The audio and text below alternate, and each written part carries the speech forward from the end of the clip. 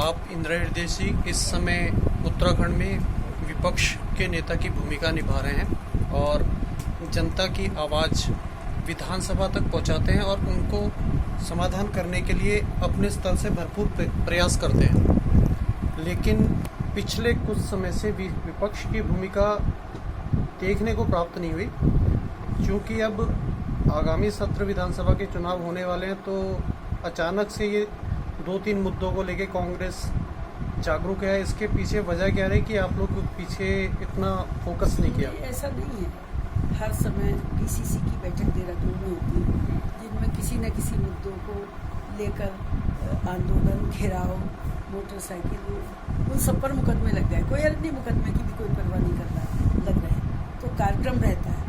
जन आंदोलन जैसा आपको नहीं दिखाई दे रहा है, जो आप सही कह रहे हो, इसलिए वो कोरोना की मर्यादाओं के कारण है। अब ये तय कर लिया है कि कुछ मुद्दों को इस ढंग से उठाएंगे और फिर इनका समाधान नहीं होगा तो जन आंदोलन के रूप में भी कांग्रेस को खड़ा होना पड़ेगा। मैम, बीजेपी जब आपकी कांग्रेस की सेंटर में और राज्य में सरकार थी तो उस दौरान गैस का 1 रुपया भी बढ़ जाता था, पेट्रोल के कुछ पैसे भी बढ़ जाते थे।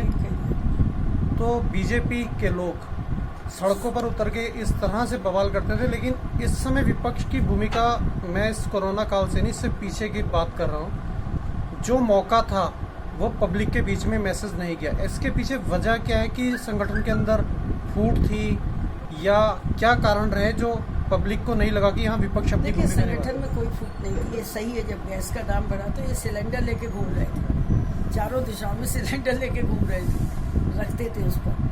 और अब बहुत दाम बढ़ गए, तब तो 1 या 2 रुपया भी बढ़ता था। तब तक कांग्रेस में कोई फूट नहीं है, सब एक साथ है।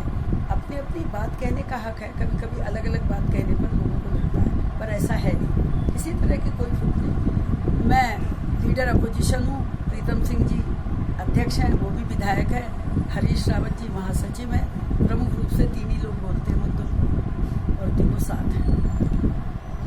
आगामी आने वाले चुनाव को आप किस नज़रिए से देखते हैं? देखिए, आगामी चुनाव में जो जन असंतोष है वो बदलाव का संकेत दे रहा है, सत्ता के बदलाव का संकेत दे रहा है। अब ये हम लोगों की रणनीति और स्ट्रेटेजी होगी, इस बदलाव को वोट में बदलकर हम कांग्रेस को सत्ता में ला सकें। इसमें हमें लगातार अब प्रयास करना होगा। अब कोरोना तो की कोई तारीख नहीं कि ये कब विदाई देगा और कब मास्क मुंह से हटेगा, इसका कोई पता नहीं। तो ये समझ कर चले, हमें लगा कोरोना की ऐसी ही हल्की फुल्की स्थिति में ही हमें चुनाव भी लड़ना पड़ेगा। तो अब हम तैयार होकर आगे आएंगे। क्या आपको लगता है कि बिहार की तरह यहाँ भी सरकार इलेक्शन को आगे बढ़ा सकती है? बिहार में अभी बढ़ाया तो नहीं, उन्होंने मांग की है कि कोरोना के कारण इलेक्शन को आगे बढ़ा दीजिए। मुझे नहीं लगता वहाँ भी हटेगा, समय पर होगा चुनाव। वहाँ यहाँ कोई मांग हम नहीं करेंगे, समय पर ही चाहेंगे चुनाव। आगामी इलेक्शन में आपके मुख्य मुद्दे क्या रहेंगे जो आप जनता को अपनी तरफ खींच पाए? देखिए, सबसे बड़ा मुद्दा जो होगा, जो पहले से था, बढ़ चुका, वो है बेरोजगारी। एक घर में एक भी कमाने वाला नहीं रहेगा तो वो शाम को रोटी कहाँ से खाए, और जो थे वो नौकरियाँ उनकी जा रही। सबसे बड़ा मुद्दा होगा बेरोजगारी, और बेरोजगारी से भुखमरी हमारा प्रमुख मुद्दा यही होगा। और किसान को जो वादा किया वो पूरा नहीं किया। बाजपुर सहित क्षेत्र के कई विधानसभा, कई जनपद स्तर पर भूमि प्रकरण चल रहे हैं जो कि विवाद का कारण बने हुए हैं, उस पर विपक्ष की क्या भूमिका है? देखिए, विपक्ष तो पिछले सत्र में भी, लेकिन वो कब दिन का सत्र था तो बात इतनी मजबूती से आ सकती थी, नहीं आई। इस सत्र में भी इस तरह के ज़मीन के मुद्दे जो हमारी जानकारी में हैं और जिससे लोग परेशान हैं वो उठाए जाएंगे, जिसमें बाजपुर का प्रमुख मुद्दा है। मैडम, एक ये मुख्य सवाल इसलिए है कि इसे जनता, खासकर कुमाऊं रीजन की जनता इस नज़रिए से देखती है कि बीजेपी सरकार या जिस समय गवर्नमेंट कांग्रेस की होती है उस समय गढ़वाल रीजन और कुमाऊं रीजन को भेदभाव के तरीके से देखा जाता है। नहीं, ऐसा नहीं। कोई भी शासक किसी भी रीजन का रहने वाला हो, भेदभाव तरीके से। अब नारायण दत्त तिवारी क्या भेदभाव करेंगे? नारायण दत्त तिवारी सबसे पहले निर्वाचित उसके मुख्यमंत्री रहे और लोगों ने कोशिश की, पूरे 5 वर्ष रहे, और वो लंबे समय से उत्तर प्रदेश के भी 3 बार मुख्यमंत्री रहे। ऐसा नहीं है कि कोई कुमाऊं का गढ़वाल का रहने वाला है तो सवाल के नजरिए से देखा, ऐसा कर नहीं पाते हैं कोई, क्योंकि विधायक तो सब जगह है। यहाँ भी तो भारतीय जनता पार्टी के ही सब विधायक हैं, वो दिन भर शिकायत करते हैं, ऐसा नहीं। आगामी आने वाले इलेक्शन में आप कांग्रेस की कितनी सीटों पर अनुमान रखते हैं?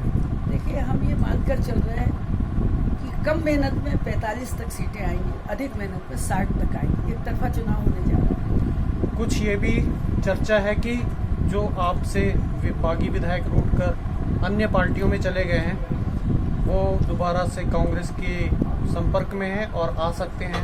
देखिए, ऐसा है कि हम अभी ये बात सार्वजनिक इसलिए नहीं करते हैं, वो सब हमारे साथी थे, हमसे उनकी रोजी बात होती है, क्योंकि यहाँ तो हर मंत्री मुख्यमंत्री था। अब वहाँ उनसे ही उम्मीद की जाती है मंत्री कलेक्टर किया जाए, तो जिस तरह से उनके आत्म स्वाभिमान को चोट लग रही है, उससे वो जरूर इस ढंग से सोच रहे हैं, और हमारे जैसे कुछ लोगों से बात भी होती रहती है। आप कोई संदेश देना चाहते हैं जनता के नाम? बस हम जनता को भरोसा दिलाना चाहते हैं कि सरकार को यदि सत्ता में आने का मौका मिला तो इन छोटी छोटी बातों के लिए उन्हें न भागना पड़ेगा, न न्यायालय की शरण लेनी पड़ेगी, न आंदोलन करना पड़ेगा, न भूख हड़ताल। हम पूरी मजबूती के साथ उनकी समस्या को सुलझाने के लिए उन्हें उपलब्ध रहेंगे। Thank you. ये प्रतिपक्ष नेता श्रीमती इंदिरा हृदय जी, जो काफ़ी लंबे से उत्तराखंड आंदोलन से लेके आज तक संघर्षरत रही हैं, अपने विचार और पार्टी के विचार रखे। By Bedi news agency, Bajpur, Udham Singh Nagar.